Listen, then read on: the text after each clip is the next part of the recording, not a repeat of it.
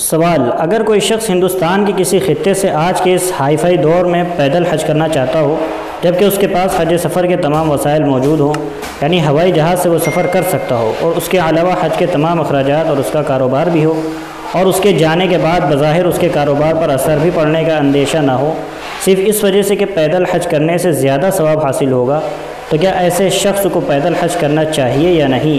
اور کیا اللہ کے نبی صلی اللہ علیہ وسلم نے پیدل حج کرنے کی زیادہ فضیلت بیان کی ہے؟ بسم اللہ الرحمن الرحیم۔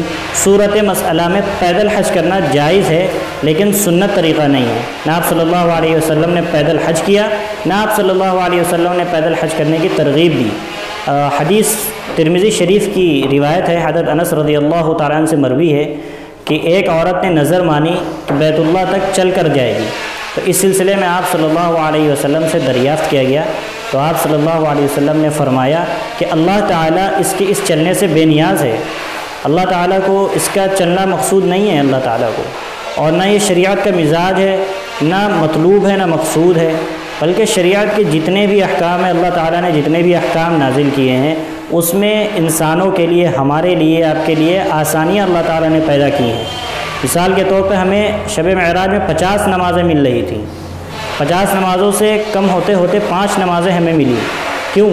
اس وجہ سے کہ 50 نمازیں ہم لوگوں کے لیے مشقت کا باعث ہوتی ہیں، کتنی تکلیف اور کتنی مشقت سے اس کو ادا کرنا پڑتا ہے۔ جب 5 نمازوں میں یہ حال ہے تو سوچئے 50 نمازوں میں کیا حال ہوتا۔ تو اللہ تعالیٰ کو علم تھا کہ بہت شاق گزرے گی طبیعت پر اور مشقت تو ہوگی، اس لیے اللہ تعالیٰ نے اس کو کم کرتے کرتے 5 نمازیں ہمیں دیں۔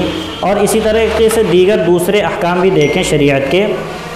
نماز ہے، کھڑے ہو کر آپ پڑھنا چاہ رہے ہیں لیکن آپ کی طبیعت خراب ہے یا آپ کھڑے ہو کر نہیں پڑھ سکتے، تو اللہ تعالیٰ نے فرمایا بیٹھ کر آپ اس کو ادا کریے۔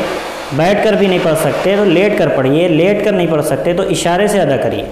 اسی طرح روزہ ہے، اگر بیمار ہیں، سفر میں ہیں، تو آپ اس کو مؤخر کر سکتے ہیں، دوسرے دنوں میں اس کی قضا کر سکتے ہیں۔ اسی طرح زکوٰۃ ہے، اگر آپ مالدار نہیں ہیں تب آپ پر زکوٰۃ واجب نہیں ہے، لیکن اگر مالدار ہے تب آپ زکوٰۃ ادا کریں۔ اللہ تعالیٰ نے لازم نہیں کیا، مشقت نہیں ڈالی کہ مالدار نہیں ہو تو زکوٰۃ دو۔ یا حج کرنا، اگر استطاعت رکھتے ہیں، مالدار ہیں، تب فرض کیا اللہ تعالیٰ نے۔ غرض ہے کہ دیگر دوسرے احکام دیکھیں جتنے بھی شریعت کے اللہ تعالیٰ نے انسانوں کے لیے، ہمارے لیے، آپ کے لیے آسانیاں پیدا کی ہیں۔ لا نکلف نفسا الا وسعها، ہم کسی نفس پر، کسی جان پر اس کی وسعت سے زیادہ تکلیف نہیں دیتے ہیں۔ تو جب اللہ تعالیٰ انسان کے لیے وسعت پیدا کر رہا ہے، دشواریوں سے بچا رہا ہے، پریشانیوں سے بچا رہا ہے، تو انسان اپنے لیے کیوں اس دشواری کو پیدا کر رہا ہے اپنے لیے، اور اپنے جان کو ایک طریقے سے سمجھیے ہلاکت میں ڈالنا ہوا۔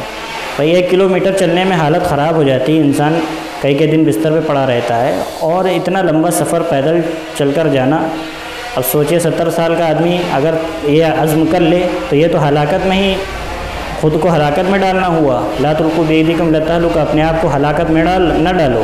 70 سال کا آدمی اگر یہ عزم کر کے چل جائے تو یہ اسی حکم میں آئے گا۔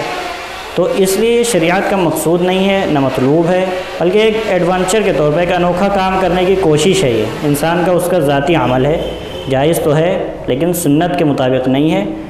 اس لیے جو شریعت کا مطلوب ہو، مقصود ہو، وہ آپ کیا کہتے ہیں کرنے کی کوشش کریے، سنت کے مطابق کرنے کی کوشش کریے۔ اسألوا اہل الذکر